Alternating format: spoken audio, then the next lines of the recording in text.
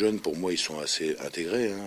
C'est pas le souci. Bon, je sais pas si le petit Paulet va jouer mercredi. À mon avis, c'est plausible. Bon, après, peut-être qu'il y a d'autres jeunes qui seront intégrés. Je crois qu'il faut pas non plus, je dirais, mettre une pression. Il n'y a pas à en mettre plus que sur les jeunes en ce moment. Je crois qu'il faut que les jeunes, quand ils arrivent dans l'équipe, ils soient aussi mentalement prêts à y aller et pas les emmener. Mais peut-être que ça se fera dans les matchs à venir. Laszlo, il est pas fou. Hein. Aujourd'hui, bon, l'intégration des jeunes, c'était une réussite. Varane, Touré, ça a quand même été deux réussites. Voir Aurier sur les matchs auxquels il a joué. Mais aussi, il faut quand même rendre à César ce qui appartient à César. Moi, il y a des anciens qui ne déméritent absolument pas sur les derniers matchs. Hein, on peut en citer quelques-uns, mais moi, j'ai pas vu un Bédimo qui a lâché, j'ai pas vu un Demont qui a lâché, etc. Donc, il faut pas non plus dire demain matin on va jouer avec l'équipe de Gambard pour, je dirais, se donner bonne conscience. Faut garder surtout la tête froide et faire les choses justes jusqu'à la fin de la saison. C'est pas une question de veto, mais c'est des questions, je suis désolé, ça se passe pas comme ça, la vie d'un club. D'abord, tu mets des vétos sur personne, parce que tu es propriétaire de personne. Les gens, chaque individu a le droit de s'exprimer, a le droit de faire des souhaits. Donc dire un veto, ça voudrait dire que moi, on n'est plus au Kremlin, quoi. Aujourd'hui, on travaille dans le respect des gens, dans le respect de la progression des joueurs, etc. Puis après, ils ont tous sous contrat. Si c'est la question que tu me poses, tu le sais bien, ils sont tous sous contrat jusqu'en 2015 à peu près. Après, il y a aussi tout l'aspect financier, l'aspect de carrière, l'aspect de pérennité du club de Lens.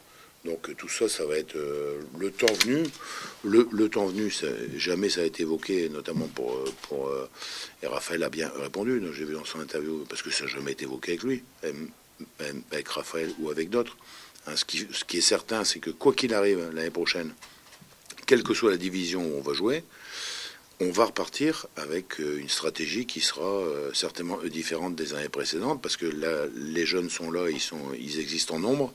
Donc la question était bonne aussi tout à l'heure. Il y en a qu'on n'a pas encore vu évoluer sous le maillot, mais qui vont être prêts incessamment, soit à court terme, soit à moyen terme, à évoluer avec le maillot de Lens. Et puis il y a des joueurs qui sont en fin de contrat, eux qui vont partir, et il y aura d'autres joueurs qui vont arriver. On va trouver ce bon amalgame avec des notions aussi de valeur et surtout de tête fraîche par rapport à ce qu'on a vécu depuis 4 ans. Je crois qu'on Lens repartira aussi avec des gens qui sont sans arrière-pensée, sans choses préconçues, mais avec aussi, je dirais, une certaine idée du club et une avancée dans leurs efforts par rapport au club. Ça veut dire que peut-être qu'il y aura peut-être des joueurs qui paraîtront moins bons sur le terrain par rapport à leur nom, mais peut-être qu'on va gagner 30 ou 40% d'efficacité par rapport à leur investissement. Je crois que c'est ça un petit peu la réflexion qu'on est en train d'avoir. Encore une fois, la réflexion est la même que ce soit la L1 ou la L2. Donc ça ne change rien dans notre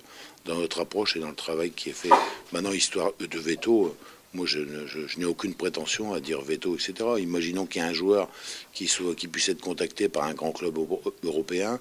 Même avec tout le respect que j'ai pour tout le monde, c'est difficile de pouvoir dire aux parents, de pouvoir dire aux joueurs, de pouvoir dire, etc. Bah, écoute, tu vas aller jouer plus là-bas pendant une année et puis tu n'iras pas là-bas. Je crois que tout ça, d'abord, c'est trop tôt, mais c'est pas si simple que ça, parce que par rapport au grand public, et vous le savez bien, parce que vous êtes dans ce domaine-là, par rapport au grand public, vous savez très bien que c'est toujours ce qu'on pense faire, ça se fait souvent à l'inverse de ce qu'on pense faire. Donc il n'y a rien qui est écrit dans ce domaine, je n'ai pas la prétention d'écrire quelque chose. Si tu penses bien que si je peux garder les gens qui ont une très grosse potentialité dans les 4 ans à venir, je signe tout de suite. Mais je sais très bien que le football, ça ne fonctionne plus comme ça. Je vais l'augmenter. Le budget du centre de formation, je vais l'augmenter parce qu'aujourd'hui, j'ai pris la décision qu'on doit continuer dans la voie qui est la plus plaisante, d'ailleurs, qui donne tellement de plaisir quand on voit des gamins qu'on a connus, à condition qu'on arrive à les garder. Après, ça, c'est une autre histoire, mais je ne vais pas baisser le budget de formation, je vais au contraire l'augmenter. Donc, ça, c'est clair et net, c'est déjà prévu dans les budgets de l'année prochaine.